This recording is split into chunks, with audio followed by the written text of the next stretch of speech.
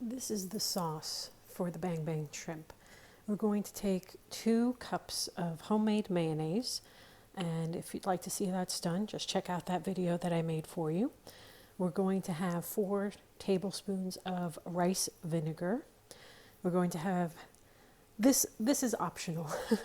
You could put 4 tablespoons of sweet chili paste. I'm going to put a little bit less because I don't like it as spicy. So I would say you start out with maybe 2, taste it, and then add some more as you'd like. Okay. We're going to add 1 teaspoon of paprika and just a pinch of crushed red pepper. Along with that, we're going to put the juice of 2 lemons or 2 limes, depending on what flavor you prefer. So we're going to take our homemade mayonnaise and get it into our bowl.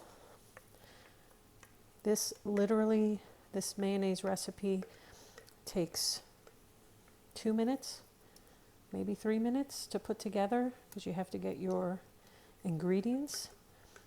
You make it in the jar itself, so it's great from a cleanup standpoint. All right, so we've got our mayonnaise. We're going to put in the juice of 2 lemons or 2 limes, depending on what you'd like. We have our rice wine vinegar. So we're going to put in, 4 tablespoons. 1, 2, 3, 4. Okay. That's rice vinegar. And this is the sweet chili paste. You can find this in the grocery store. It's not difficult to find. Or you could use sriracha if you have sriracha handy. I am going to put half that amount, but you could put as much as you'd like. But for 2 cups of mayonnaise, I'm going to put 2 tablespoons and a little bit. You can, really put up to 4, I think. It would still be not overwhelmingly spicy in that sense. So, but if you like it spicy, by all means, make it spicy. We're going to put a teaspoon of smoked paprika. So I have a half teaspoon measure here. I'm going to use it twice. Paprika. Love all these red colors. And last but not least, we're going to put a pinch of crushed red pepper. That's going to also add some heat, so be aware of that, of how much you'd like to have. A little goes a long, long way. Now all you do is combine. Because we have a lot of liquid on the outside, I'm going to start with the outside, slowly bringing the liquid in, and then whisk, whisk, whisk. This may seem like a lot of sauce. It's not a lot of sauce. What you can do with this is keep it in the fridge, and you can add it to all kinds of things.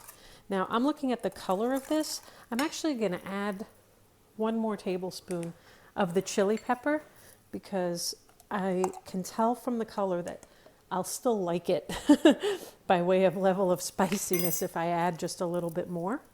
But feel free to taste it. Make sure you like that because once it goes in, you can't take it out.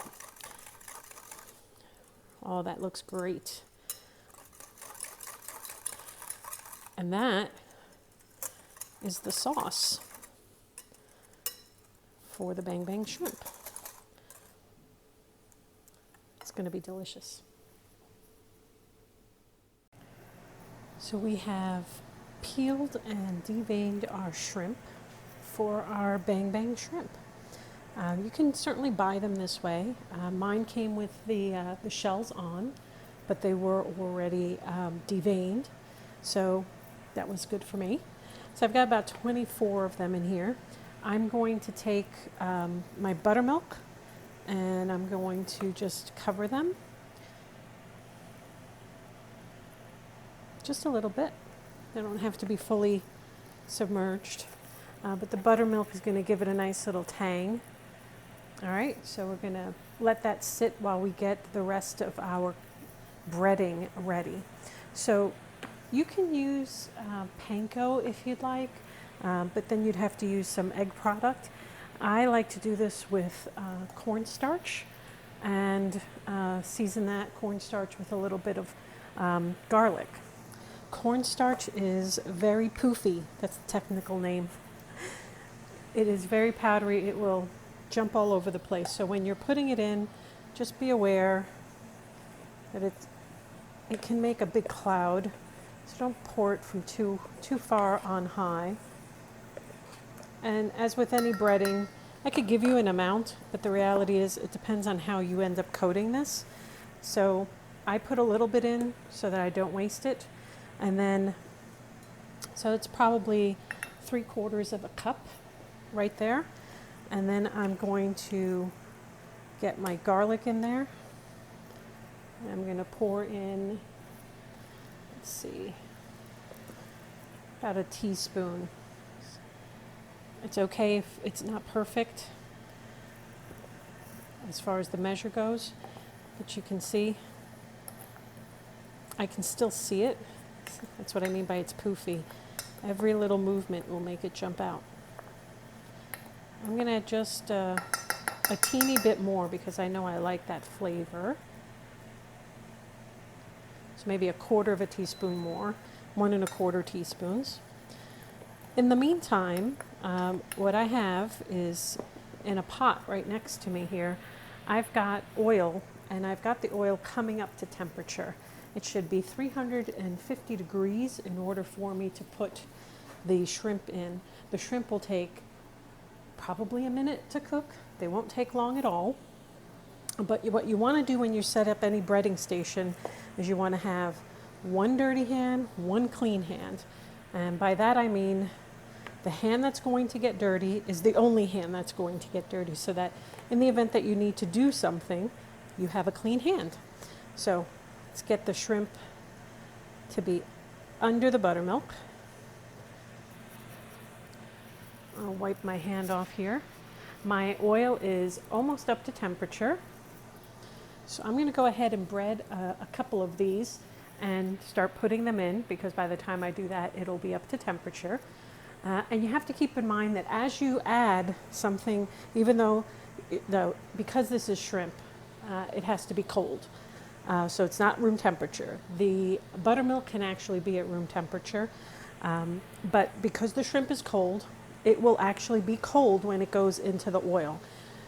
Even if it were at room temperature, it's still going to drop the temperature of the oil. So you want to make sure that you know, and that's why I have my thermometer here, is what the temperature of your oil is. So I have an oil and candy thermometer in there, and it's nearly at temperature. So I'm going to go ahead and start getting some of my shrimp with what I call my dirty hand. Not that it's dirty, but it's going to get, it's my breading hand technically. So I'm going to put my shrimp in there, and I'm just going to fold it over. I'm going to move it off to the side.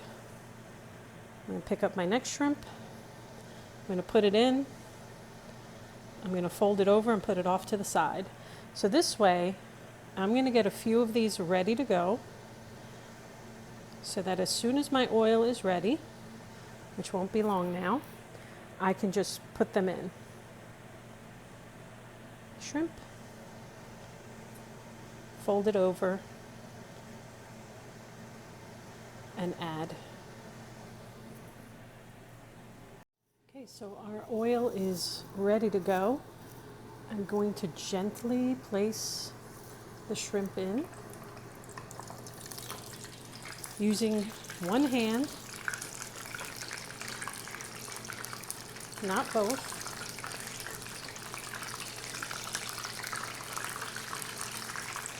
If you have a splatter shield, you can certainly use that. You want to make sure that your pot has enough room, and see the oil is really going, so that nothing spills. So I'm going to add one more.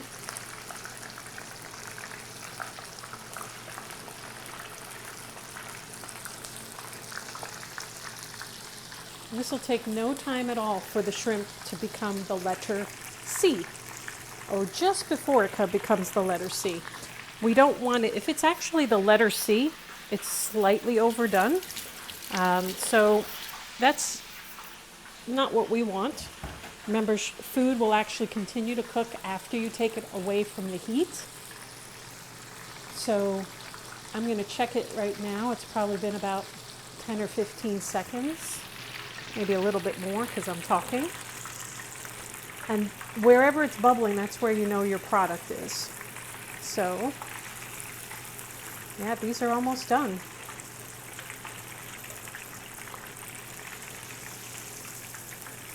Yep. So there you go. So the shrimp are going to come out and they're going to go right here to drain so that they're not sitting on paper towels. Paper towels don't give them the opportunity to drain any oil that's on them away. And because this was hot enough, what happens is it seals up when you put it in. So we're not going to get greasy product. All right, let's do some more.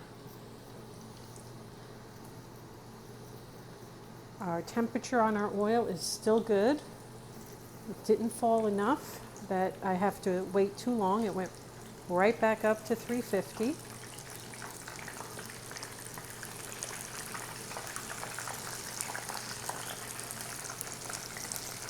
Remember, don't plop it in. If you're worried if it's too bubbly for you, wait for the next round. This last one should be all right.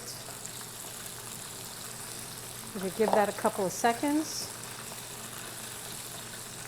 And we'll take them out just like the first batch, and you'll continue to do that until all the shrimp have been quickly fried. You see, this takes no time at all. And then you'll put them on your rack to let them drain off if there's any fat. And if you're making a really large batch, you can take this sheet pan with the shrimp on it and put it in the oven on warm, so like 170 degrees, nothing more. Okay? All right, I think these are ready. So let's take these out. And having the thermometer tells me what's going on. You see that they're a slight C shape, most of them.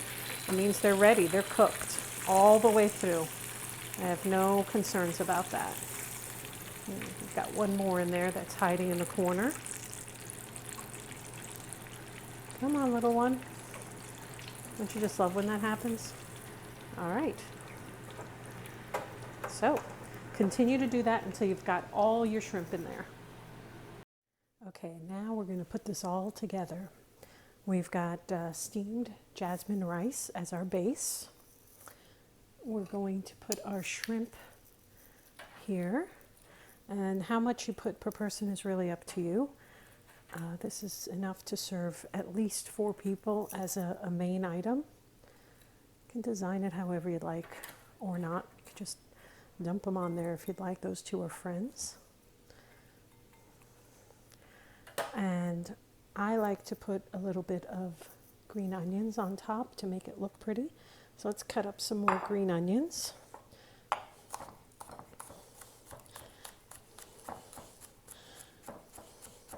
And the green onions are going to add a little bit more flavor, like an accent. And they add that beautiful color. They are delicious. So I'll get these into my little bowl here.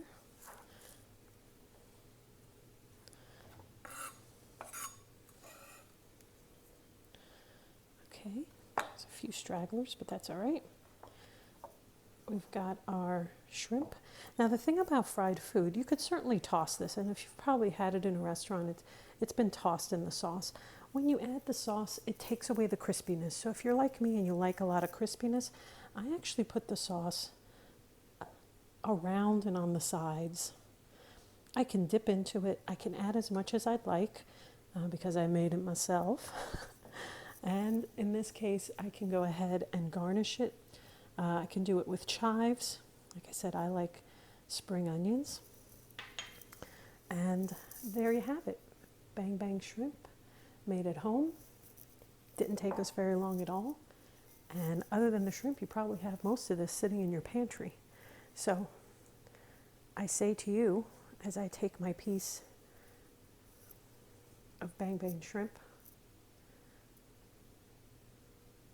enjoy.